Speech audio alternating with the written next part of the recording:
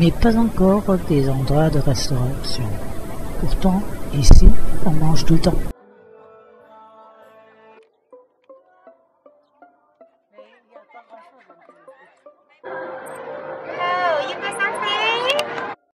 En attendant le client, les femmes brodent. En espérant d'avoir du soleil, nous reprenons le cable-car de 4,6 km jusqu'à la station du Fansipan. Des vues magnifiques sur les rizières. En plus, nous sommes tous seuls dans la cabine. Dommage que nous ne comprenons pas les explications de la cabine. Bon, tant pis, mais c'est vraiment fabuleux.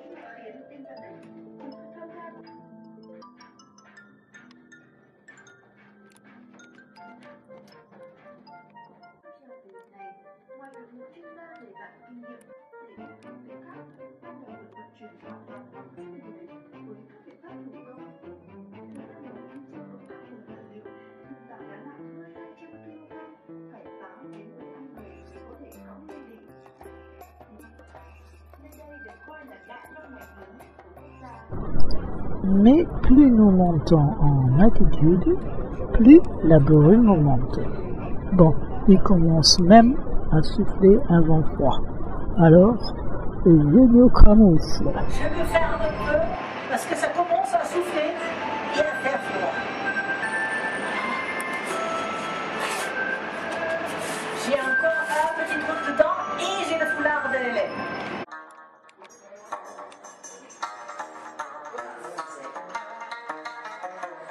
Arrivé en haut, c'est la soupe. Je vois un temple et là-dedans, c'est très joli, même si le brouillard rentre par la porte.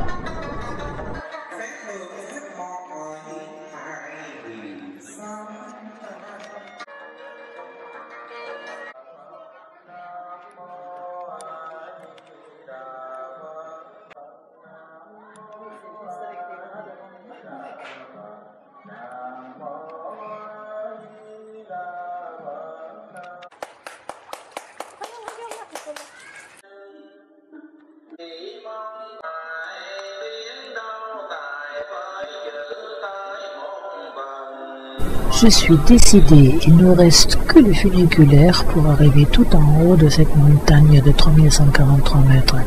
C'est le point culminant du Vietnam et de l'Indochine. Bien couverts et emmitouflés, nous allons jusqu'à la cascade. Mais les marches me repoussent. Donc, nous prenons le funiculaire. Quand monter, ce qui est le plus dur pour moi, on a l'impression de partir dans le néant.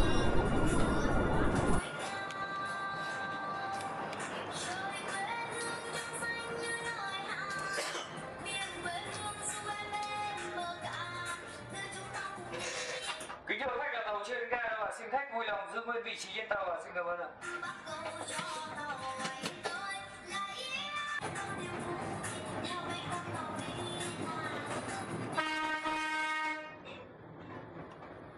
Kính thưa quý khách, tàu hỏa leo núi Phan Xipang đang đưa quý khách về đến ga Trung Mây, ga cuối của hành trình chinh phục đỉnh Phan Xipang.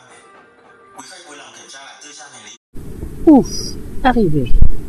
Le funiculaire disparaît en redescendant dans le brouillard.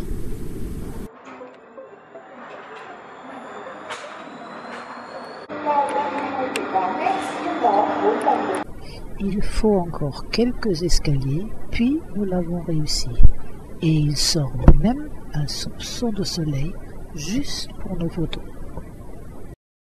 Le brouillard devient plus épais, mais nous attaquons la descente.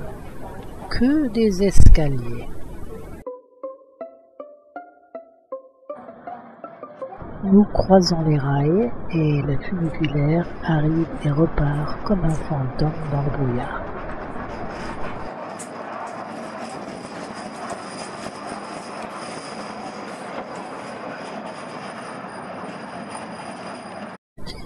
Par contre, sur notre chemin, nous trouvons énormément de statues en mémoire des disciples du monastère et encore un superbe temple bien gardé appartenant au monastère ici en haut du mont Fansipan.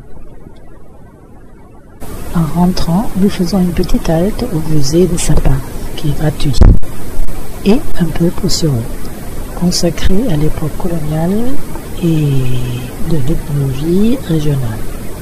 Le soir, c'est le dîner très bon dans la rue. 25 novembre, il pleut et il y a beaucoup de brouillard. Claude veut voir la fabrication des bâtonnets d'encens à Tavannes. Alors, nous marchons dans le prix d'aller et retour avec un taxi. Car hors question de prendre un scooter avec ce temps. Surtout la route en plein travaux. Même en voiture, c'est difficile. Le jeune du taxi essaye de trouver la fabrique d'encens par téléphone. Le temps s'améliore et nous arrêtons pour faire des photos.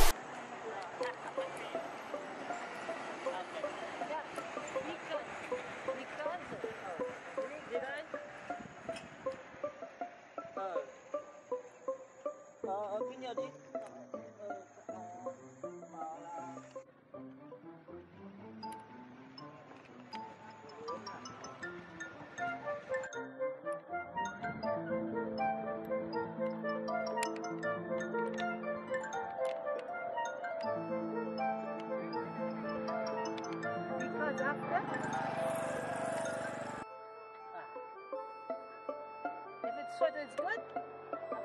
If it's not so good.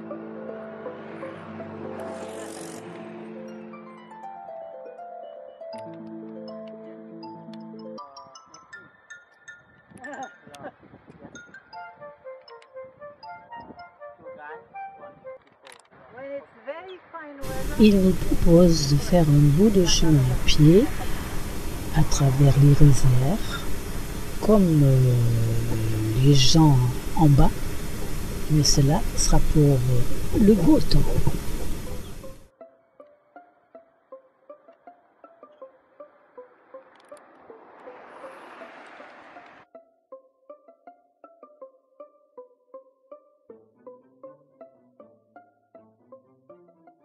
Dans l'atelier de Lamsung, c'est la recherche pour le coton de la montagne. Mercedes Duségon fait un stage chez Lamsung pour trouver les techniques traditionnelles d'autrefois. Il travaille également le chanvre plus résistant et nous échangeons nos expériences en teinture et batik. Oui, c'est bien. En fait, on cherche à... Donc on fait d'abord la racine, qu'on trouve dans la forêt. ouais. Après donc on trempe le tissu dedans. Tu parcours. C'est du batik. Hein. Ça c'est extra. Là, on est en train de fabriquer ça ce matin. Merci. Lamsung recherche le matériel pour nous faire la démonstration pour la fabrication des cônes d'encens. Il faut pour la pâte 9 ingrédients. L'écorce de la cannelle, la fleur de l'anis, du cardamome, du camphre, de la truffe, de l'angélique de Chine, du diobulan, du patchouli et de l'Iria grotium, une sorte de feuille collante. Il n'y a rien de... Non, mais j'ai dit, ça a un goût légèrement sucré. C'est très bien. Il y a un des ingrédients que vous aimez bien. Oui. Vous pouvez changer un peu la Vous recette. mettre un peu plus. Un peu plus, ou sinon vous enveloppez à la fin une couche de plus pour Pour changer comme vous voulez, parce que c'est fait maison, donc ça, on fait ce qu'on khi veut. mà các chị làm thành một cây hương như này là các chị phải phơi đến 7 đến 10 ngày với thời tiết của Sapa trời nắng. Avec avec le, comment dire, la méthode ici, il faut entre 7 et 10 jours en fait pour sécher. Ah, d'accord. Un morceau comme ça. Ouais. Mà cái này các chị là không làm qua máy móc để giữ được cái giá trị của nó, các chị làm thủ công hết. Mà các chị toàn là C'est tout fait à la gửi cho main. các chị làm theo sản phẩm ở nhà. Khi làm được sản phẩm thì tập trung lại ở đây và chị sẽ là người chịu trách nhiệm là bán. Đây là... Et ça sèche là-dedans? Cái này chị để khô trong này luôn, trong À cái không, hộp này luôn hả? chị lấy ra, tía đây cái này là chị lấy Plus ra. tard, elle va le sortir, après il faut sécher. Et après, elle fait sécher. Oui. Par exemple, elle a, comme elle n'est pas sûre que... Elle demande aux gens, par exemple, de collecter pour elle c'est des ingrédients et elle le fait elle-même pour être sûre que ça on respecte en fait la qualité. Et pour aussi respecter le fait que ça soit fini. Cái nguyên liệu này có thể sử dụng trong táo bón. Ingrédients pour faire sa pâte. C'est ça. Elle prend par exemple ça et ça et ça et ça pour avoir la pâte finale.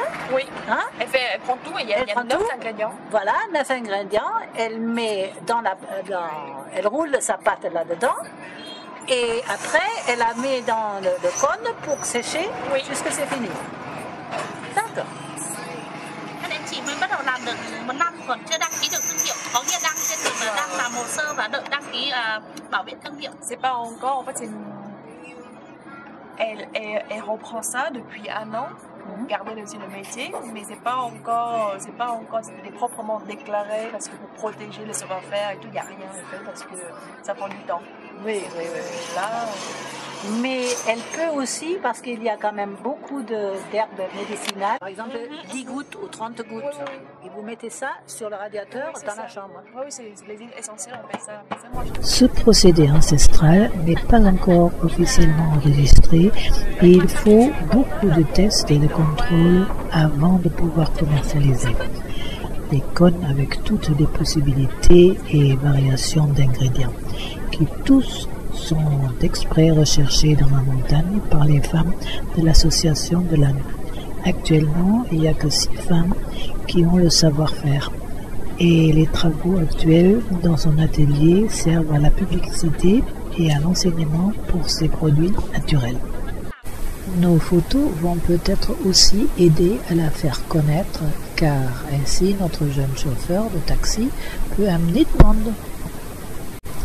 Aujourd'hui, 26/11, il fait meilleur et plus de pluie à Sapa.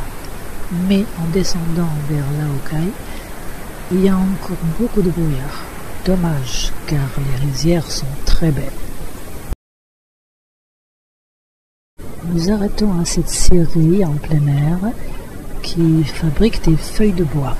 Nous essayons de comprendre à l'aide du translateur à quoi ça sert et pour qui. Il paraît que c'est pour la livraison en Chine, pour des meubles, tables, chaises, armoires, etc.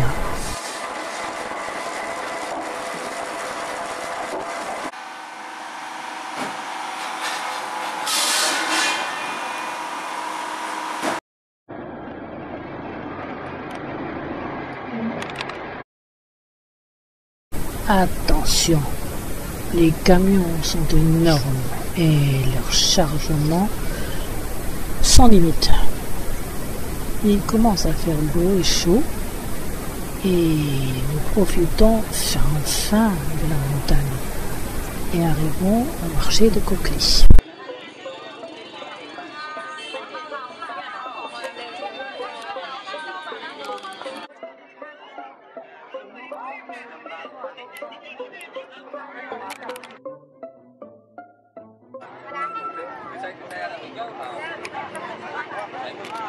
Ce premier grand marché que nous visitons ici à Cocly est très riche en couleurs et d'offres diverses. Les tableaux sur tissu, les bols en lac, les pans de tissu peints et brodés, la nourriture séchée, des sièges cochons, des stands de restauration, de vêtements neufs et d'occasion, des lunettes de soleil, des sous-vêtements, des couteaux et outils de travail, mais aussi on trouve les gens qui se reposent couchés sur leurs marchandises.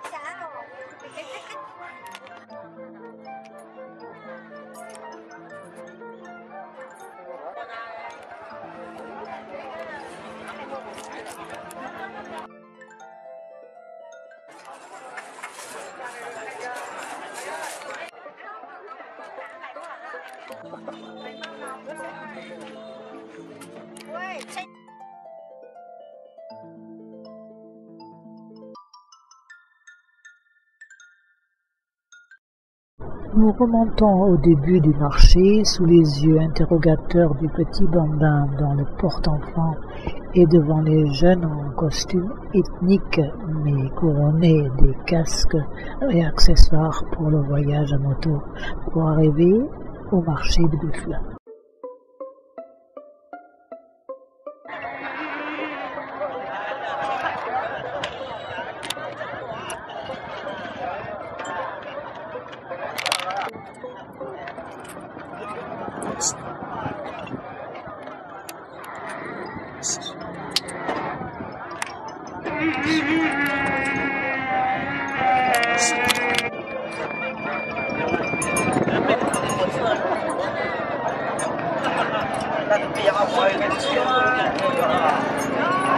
Les buffles albinos adorent le bain de boue. Cela les protège du soleil. Le marché se termine, le bétail rentre dans les camions et nous partons avec notre très gentil chauffeur à travers les rizières ensoleillées de montagne vers Baka.